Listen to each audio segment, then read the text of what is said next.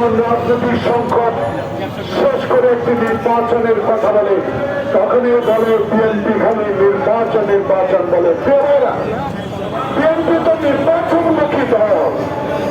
শহীদ চেতা বাংলাদেশে নির্বাচন পদ্ধতিকে সহজতর করেছে।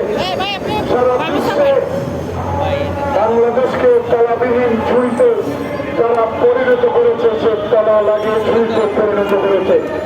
আজকে তাকে চলছে দেশের সামনের ভবিষ্যৎ কি,